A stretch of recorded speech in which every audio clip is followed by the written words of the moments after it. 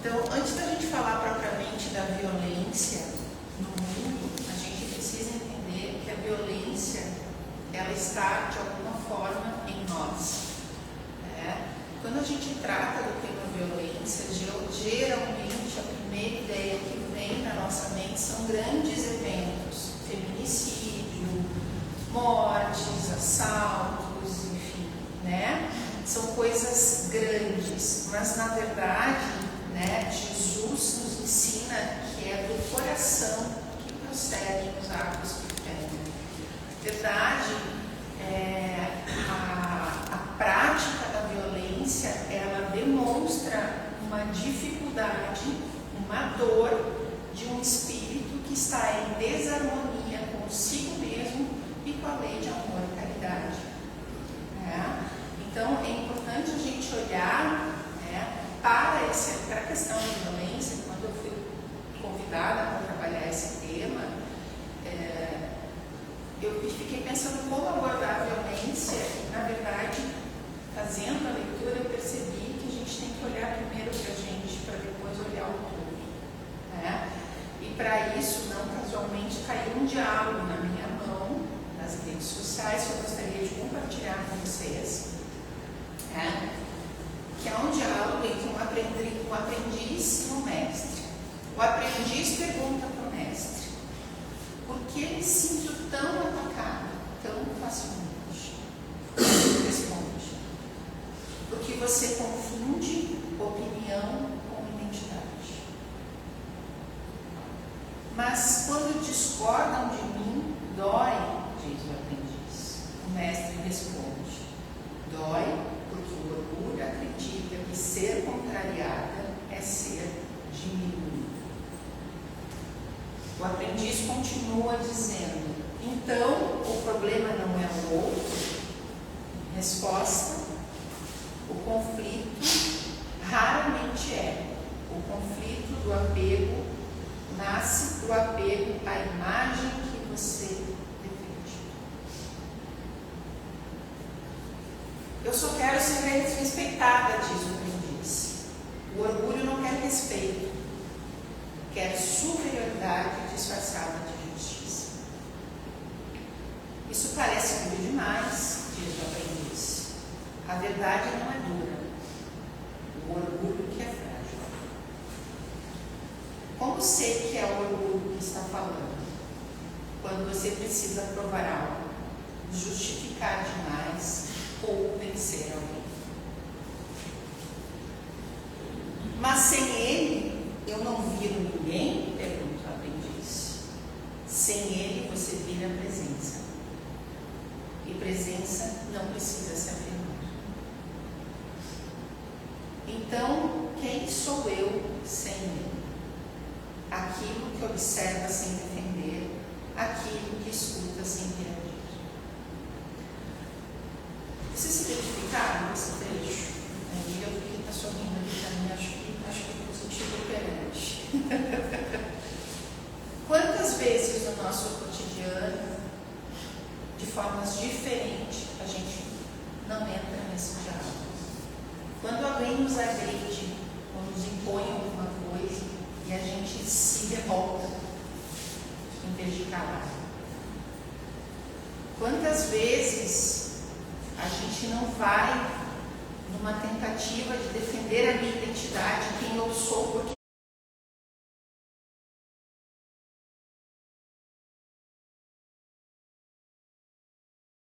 no exemplo de Jesus, quantas vezes ele foi agredido?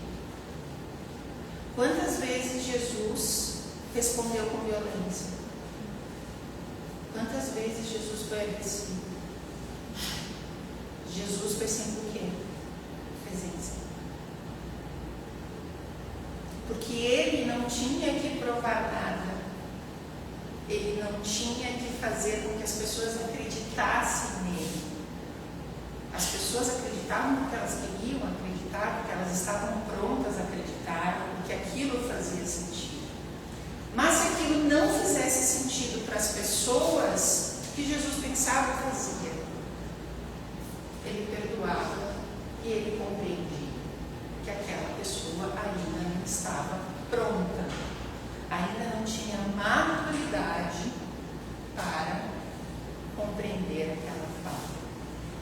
condenou essas pessoas, ele julgou essas pessoas de forma nenhuma.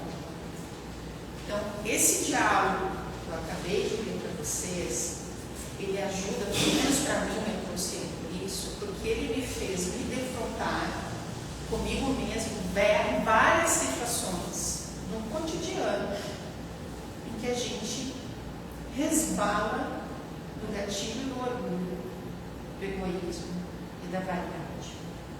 E aí entra outra coisa que é muito importante, que na sequência a teoria vai trazendo. Hoje nós vivemos uma sociedade que vem despreparando os jovens para lidar com a frustração, para lidar com a vontade do outro, para lidar com a opinião diferente da minha. Em coisas simples. Hoje de meio-dia eu tive uma situação, a minha filha, ela estava tentando comer um brigadeiro que ela pediu para fazer, e ela estava irritadíssima porque o brigadeiro estava quente, o brigadeiro não esfriava. Eu olhei para ela e disse assim: calma, o brigadeiro não é o YouTube que você passa assim. Tem que ter paciência, tem que ter espera, tem que ter tempo. O brigadeiro não vai esfriar porque você quer. Porque a tecnologia, se por um lado ela traz muitas coisas positivas, e avanços e facilidades técnicas, intelectuais, de agilidade, por outro lado, ela condiciona o nosso cérebro a uma agilidade que a vida não tem um tempo.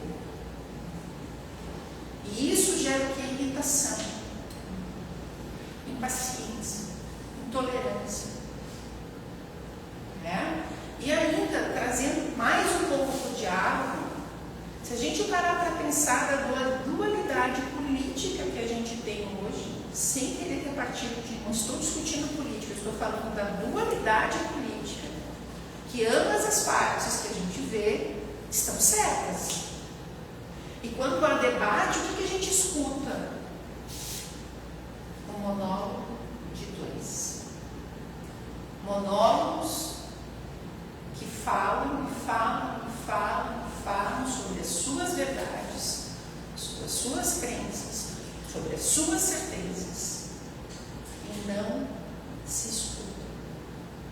Às vezes chega a ser hilário, para não dizer trágico, porque eles estão falando exatamente a mesma coisa de formas diferentes, mas não se percebem, porque eles estão empenhados em defender uma posição pautada no orgulho, na vaidade. Então, quando a gente pensa na questão da violência, eu estou trazendo para vocês uma discussão que é muito mais ampliada do que a do feminicídio, que a do assassinato, que a do roubo, e tantas outras violências que a gente liga nos jornais e a gente vê na televisão escorrendo sangue. Essa violência também faz parte. Mas qual que é a origem dessa violência? Da onde nasce toda essa violência?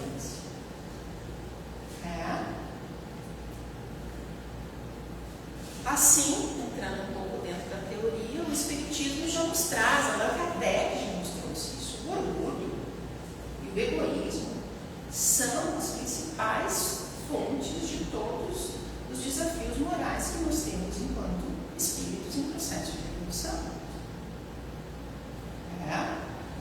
A violência, ela nasce muito antes do gesto, do estado íntimo do espírito. Porque ela não nasce de uma agressão,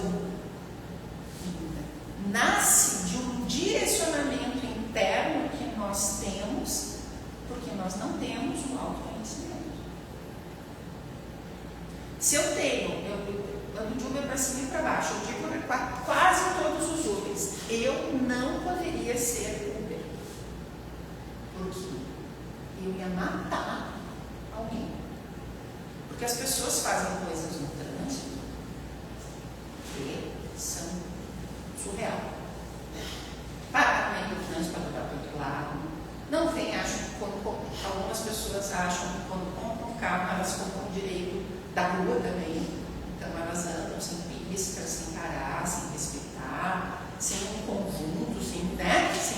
uma comunidade que tem que circular todos juntos. E eu estou dizendo para vocês abertamente que eu já tenho uma predisposição violenta no trânsito. Ainda bem que não tem carro, por enquanto. O pessoal da doutrinária vai começar a rezar quando eu pegar o carro, quando eu vim e eu voltar para ver se eu cheguei bem ou não bem, né? Mas brincadeiras à parte, gente, na verdade, essa violência, essa angústia, essa dificuldade, ela está dentro de nós. De que eu acho que aquele que cortou a minha frente tem razão. Ou não, eu não sei.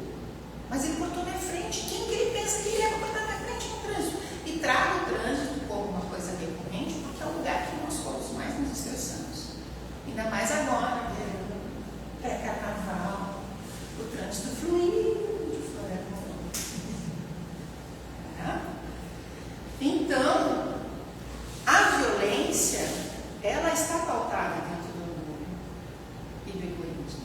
Onde tem um orgulho e um egoísmo mal tratado, mal cuidado, mal resolvido, tem conflito. Onde tem conflito, tem violência. Uma coisa vai levando a outra. E o mais interessante é que Jesus amplia esse conceito de violência a nos chamar a atenção para a vigilância dos nossos pensamentos, nas nossas palavras, nas nossas intenções. Quando um colega de trabalho nos sacaneia, a gente não tem escolha suave, semana. Mas querido, Deus seja louvado e ampare. É bem assim que a gente faz, né? Instantaneamente, a primeira coisa que a gente pensa é assim. Se tivesse aquela coisinha assim de vídeo,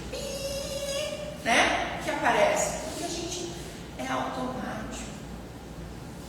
Porque é o recurso que nós temos perante aquilo que nós não temos controle. Aquilo que escapa do controle e que nos fere ao que na verdade E ainda se destaca que não ferir não é apenas não agredir o corpo, mas não violentar a dignidade. Isso significa ironia, isso significa humilhação, isso é o silêncio que pune.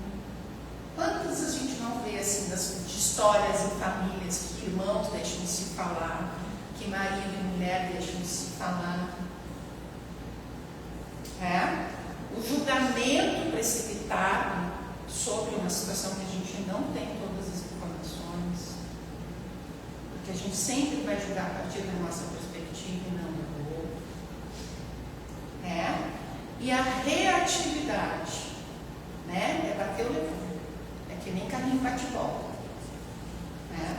Bate, reage e volta. E o mais interessante para a gente parar e pensar é que todas essas que eu acabei de ler são violências aceitas socialmente. Ouso dizer que ironia é um traço de inteligência. Olha que chique. Quanto mais irônico, mais inteligente você é. Só que você está sendo maldoso. Você está sendo violento. De uma forma sutil. Mas a sociedade adora. Isso é espetacular.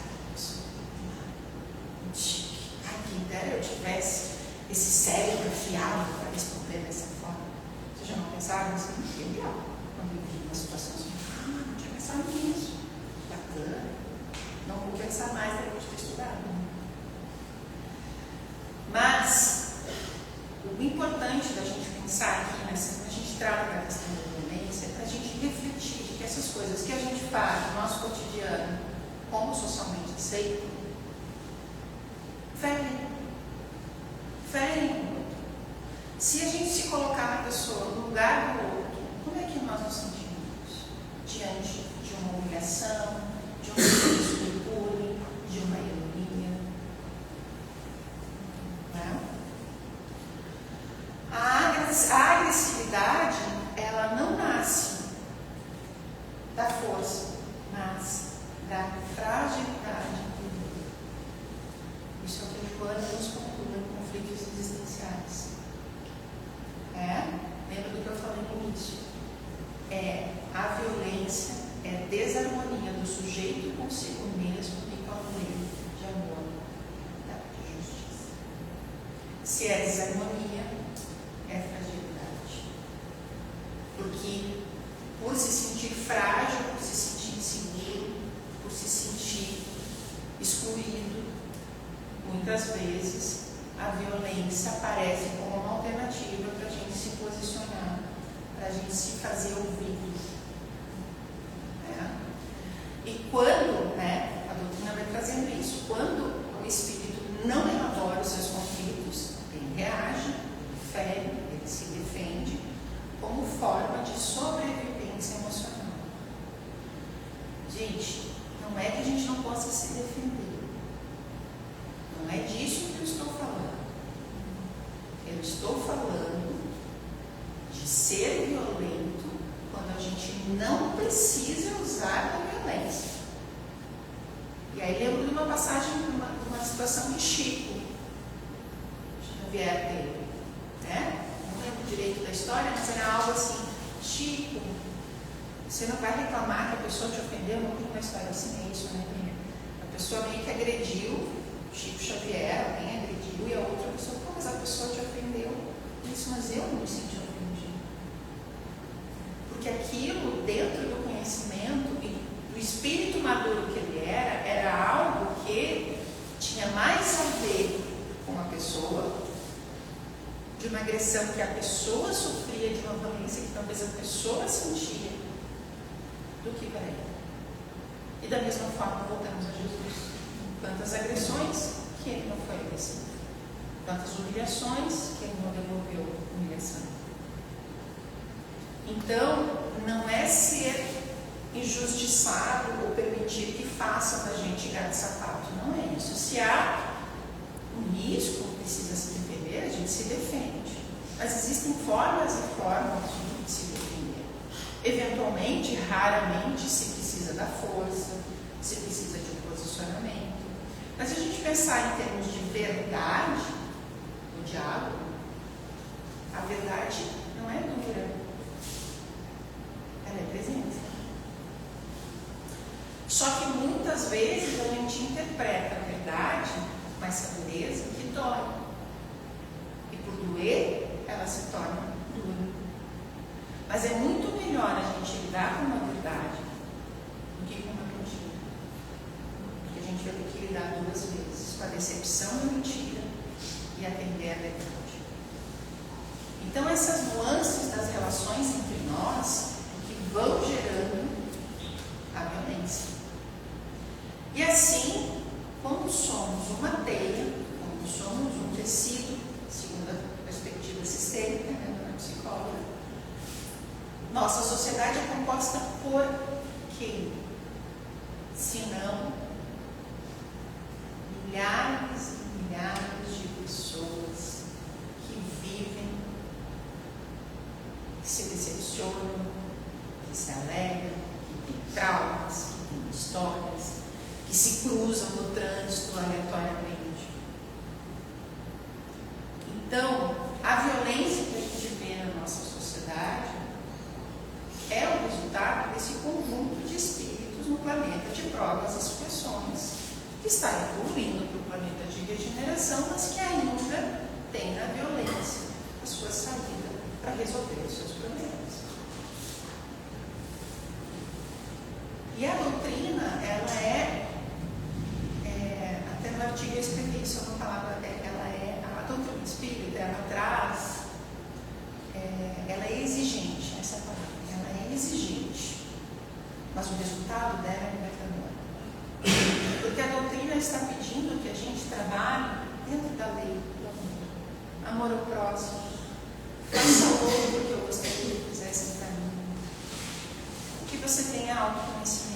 Por que eu reagi daquele jeito com aquela situação? O que me incomodou tanto? Foi de fato que a pessoa fez? Ou foi porque foi aquela pessoa que fez? Ou é aquele dia? Isso tudo faz diferença. Pode parecer que não, mas sim.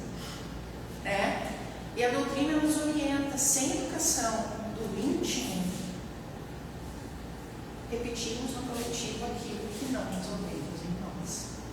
E aí a lei da atração, a sintonia, assim como, em termos espirituais, conforme pensamos, atraímos irmãos desencarnados na mesma sintonia, também vamos atrair encarnados na mesma sintonia. Se não fosse isso, não teríamos gangues, né? Não teríamos grupos organizados, mesmo. Não teríamos casas espíritas que se organizam para levar o bem de alguma forma, de pessoas que estão tentando praticar o bem, aprender. Então, essa sintonia, que eu acho que é uma coisa importante da gente pensar, aquilo que a gente pensa, a gente atrai. E se um está com raiva e o outro está com raiva, o que acontece? É que nem jogar álcool na fogueira. Aí já vem mais um, já vem um. Vocês já tiveram a infeliz oportunidade de ter uma briga de rua, uma briga de bar? Dois começam. No final, em geral, quase todo mundo apanha e ninguém sabe quem estava apanhando, nem por que motivo, nem de onde aconteceu o primeiro voo. Porque a energia se espalhou para um rastinho de ponto. Assim, o Espiritismo não promete ausência de conflitos. Ele propõe a educação do espírito, como autoconhecimento, a vigilância dos pensamentos, dos comportamentos, das escolhas, das atitudes, a reforma íntima. Errar faz parte, persistir no erro que é o problema. Quando a gente está em processo de mudança, mais que a gente se dê conta de uma situação, a gente às vezes não consegue mudar de uma forma muito rápida. Mas quanto mais rápido a gente perceber que a gente repetiu o erro, é um sinal de que a gente está avançando para melhorar e para mudar. E tem que persistir. Porque as mudanças não são rápidas. Não são como os shorts do YouTube que a gente faz. A vida não tem velocidade. Ela tem tempo. Ela tem presença. Ela tem calma. A caridade também, a prática da caridade, é algo que ajuda, sim, a maturidade do espírito e o perdão consciente. E o perdão consciente é uma prática cotidiana. Não vou perdoar em briga só porque eu disse que eu te perdoo. Mas todo dia eu tenho que lembrar que eu perdoei ele. Por quê?